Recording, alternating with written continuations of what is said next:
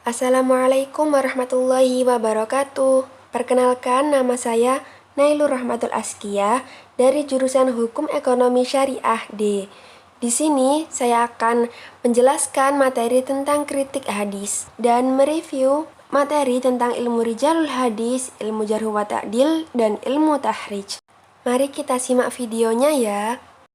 Langsung saja kita ke pengertian ilmu rijalul hadis, yaitu ilmu yang membahas tentang kapasitas para perawi hadis, baik dari segi kalangan sahabat, tabi'in, dan dari angkatan sesudahnya. Ilmu rijalul hadis terbagi menjadi dua. Yang pertama, ilmu jarh wa ta'dil dan ilmu tarikh ruwah.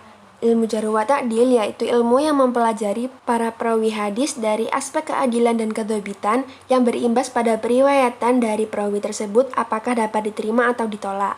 Sedangkan ilmu tarikh ruwah yaitu ilmu yang membahas keadaan-keadaan periwayat dari segi profil atau biografinya. Sedangkan pengertian ilmu tahrij yakni menjelaskan hadis pada orang lain dengan menyebutkan para periwayatnya dalam sanad hadis dengan metode periwayatan yang mereka lakukan. Baik, selanjutnya arjensi. Arjensi ilmu rijalul hadis ialah untuk mengetahui tentang para perawi yang ada dalam tingkatan sanad hadis.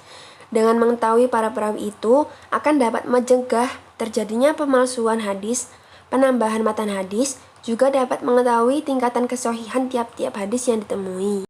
Arjensi ilmu al-jarh wa ta'dil ialah untuk menentukan kualitas perawi dan nilai hadisnya, dan menetapkan apakah periwayatan perawi tersebut dapat diterima atau ditolak, dan juga dapat menyeleksi mana hadis sahih, hasan, dan dhaif, terutama dari segi kualitas perawi, bukan matan. Arjensi ilmu tahrij yaitu untuk mengetahui asal-usul hadis, status hadis apakah sahih, hasan, atau dhaif yang akan diteliti dan boleh lebih dari satu sanad, dan untuk mengetahui ada tidaknya syahid dan mutabi di dalam sanad yang diteliti. Sebab dan sejarah kemunculan hadis. Al-jarh wa ta'dil sudah ada sejak zaman Nabi. Karya Al-jarh wa ta'dil muncul pada abad kedua Hijriyah. Karya At-Tabaqatul Kubra ditulis oleh Muhammad bin Sa'ad pada abad kedua atau 3 Hijriyah dan dianggap sebagai karya pertama. Sebab kemunculan Al-jarh wa ta'dil karena adanya kelompok-kelompok tertentu yang berani memasukkan keoriginalan hadis dengan tujuan-tujuan tertentu. Maka pada zaman itu ulama hadis melakukan kritik hadis dengan menerapkan sistem Al-jarh wa ta'dil. Selanjutnya materi perkembangan. Sejak pada masa Nabi yang terus berkembang dan semakin digalakkan dari satu generasi ke generasi berikutnya, dan kita bisa menemukan kenyataan bahwa banyak sekali karya-karya yang ditulis berkenaan dengan Al-jarh wa ta'dil. Di antaranya ialah karya At-Tabaqatul Kubra yang ditulis oleh Muhammad bin Sa'ad pada abad kedua atau 3 Hijriyah. Materi selanjutnya ialah cakupan kritik. Ulama hadis sepakat bahwa ada dua hal yang harus diteliti pada periwayatan hadis, yaitu al-adalah atau keadilan yang mencakup kualitas pribadi periwayat, dan yang kedua ialah kedhobitan yang mencakup kapasitas intelektual periwayatnya. Materi selanjutnya contoh penerapan. Di sini saya mengambil kasus mim hadis larangan perempuan melakukan perjalanan tanpa mahram. Di media sosial Indonesia, hadis yang berisi larangan bagi perempuan untuk melakukan perjalanan kecuali ditemani mahram muncul dalam ragam bentuk, salah satunya adalah bentuk mim. Sebuah mim viral menggambarkan 3 perempuan akan melakukan perjalanan. Dengan adanya keterangan, "Ukhti, berapapun banyaknya teman safar sesama wanita, mereka tetap bukan mahrammu." Untuk memperkuat, ada pendapat hadis Nabi yang berbunyi, "Seorang wanita tidak boleh melakukan safar kecuali dengan mahramnya." Hadis riwayat Muslim. Melalui meme ini, pembuatnya hendak menegaskan bahwa keberadaan mahram menjadi tolak ukur dari kebolehan perempuan melakukan safar.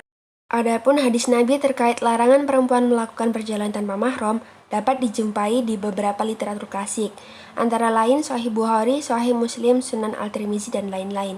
Secara kualitas, hadis ini dinilai sahih dan saling menguatkan baik dari aspek internal maupun eksternalnya. Periwayatan hadis diterima oleh para kodifikator hadis dengan ragam redaksi. Sebagian menggunakan penegasan bahwa larangan perempuan melakukan perjalanan tanpa mahram jika jarak tempuhnya minimal 2 hari, 3 hari, atau lebih. Bahkan, riwayat dari Ibnu Abbas termasuk yang sama sekali tidak menyebutkan jarak tertentu. Pada beberapa contoh meme yang tersebar, potongan sabda Nabi yang berbunyi, "Janganlah seorang perempuan melakukan perjalanan kecuali disertai mahramnya." Menjadi meme yang melarang perempuan boncengan dengan yang selain mahramnya. termasuk naik ojek online yang biasanya bisa ditemui pada zaman kontemporer ini.